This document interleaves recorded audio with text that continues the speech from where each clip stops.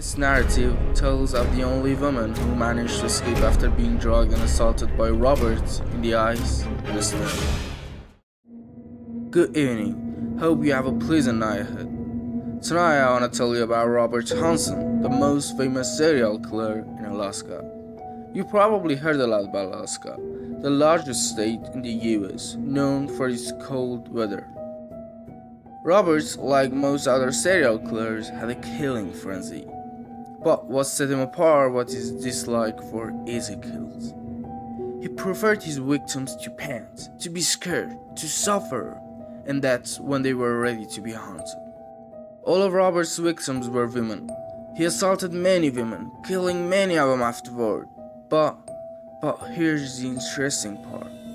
He killed some of his victims in a special way. This story is about Whitney, the only woman who managed to escape from him and lead to his arrest by the police. 26-year-old Whitney lived with her elderly mother and worked in a clothing store. Every evening, as dusk fell, her shift would end and she would head home. Due to their poor financial situation, they lived in an old neighborhood. So, because of the long distance, she would take a taxi and then walk the rest of the way home. Whitney was walking down a deserted street. She was close to home, just 2 blocks away, when suddenly she felt something behind her and immediately turned around but saw nothing. At the end of the alley, she was suddenly struck hard in the head and lost consciousness. Indeed, Robert had been watching her for some time and had checked her coming and going. Like his other victims, it's unclear why he chose Whitney. He put her in his car and took her to his abandoned villa. Whitney gradually regained consciousness and opened her eyes to find herself tied up, with Robert sitting in front of her, waiting for her to wake up. She asked him who he was and what he wanted from her life, and Robert, who had been waiting for her to regain consciousness, assaulted her. Robert needed to see the torment in Whitney's eyes. Whitney thought things couldn't get worse, but she didn't know this was just the beginning. Robert injected her with a small dose of a drug or sedative. Hours passed, and it was now around 4 or 5 in the morning, and Whitney was in such a state that she could barely keep her balance. Terrified, Whitney watched as Robert entered the room and untied her, but the drug had taken effect and she couldn't even struggle. He led her to the front door and pushed her so that she fell down the stairs and landed naked on the snow. But fear didn't allow her to feel the pain. She quickly turned back and looked at Robert with eyes full of stress. Robert told her she had 1 minute to run, but if she couldn't escape within a minute, she would become his prey. Whitney looked in shock at the knife in Robert's left hand and the gun in his right. Robert began counting down. 59, 58, 57. With bare feet, naked, and in the freezing cold of Alaska at 5 in the morning, Whitney started walking on the ice and snow. She heard Robert counting. 34, 33, 32. Stumbling and dazed, she struggled to make her legs move faster. 5, 4, 3, 2, 1. A shot was fired at her, but it missed. Whitney's heart was pounding. She was powerless. The second shot landed a meter away from her. Whitney turned back and saw Robert getting closer and closer.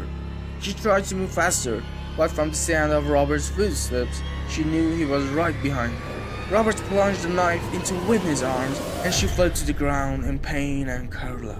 Her blood turned the snow red. Whitney turned back and saw Robert aiming the gun at her.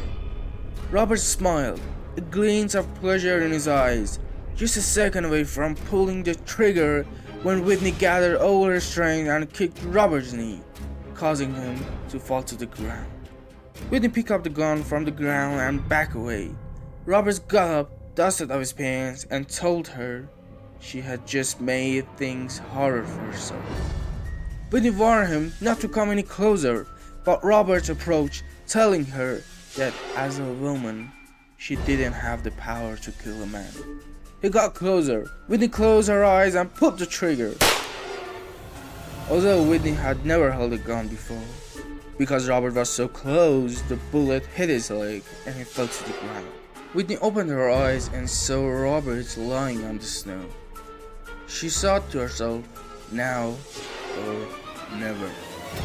She throws the gun on the ground, clutches her wounded arm tightly, and gathered all her strength to flee from there until she reaches the street. Whitney keeps looking behind her. The road is very empty and there is no car at the early hour. A few minutes pass, and Whitney sees the lights of a car in the distance. She smiles and looks back again, but sees Robert in distance. Fear and anxiety grip her. She knows that if the car doesn't stop, it's over for her. So she throws herself in the middle of the road to make the car stop. She gets in the car and tells the driver, "My life is in danger. Just go, please." Whitney is taken to the hospital, where she later speaks with the police and explains everything. The police quickly go and arrest Robert, and in this way, Robert's killing spree is forever ended.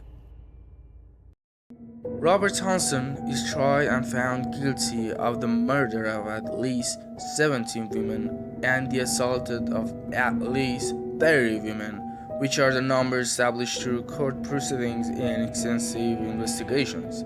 This means it's unclear how many people were actually victims.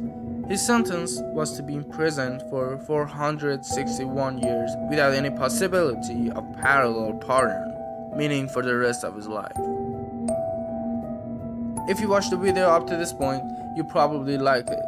So please like the video and subscribe to my channel so you don't miss any other videos. Have a good night.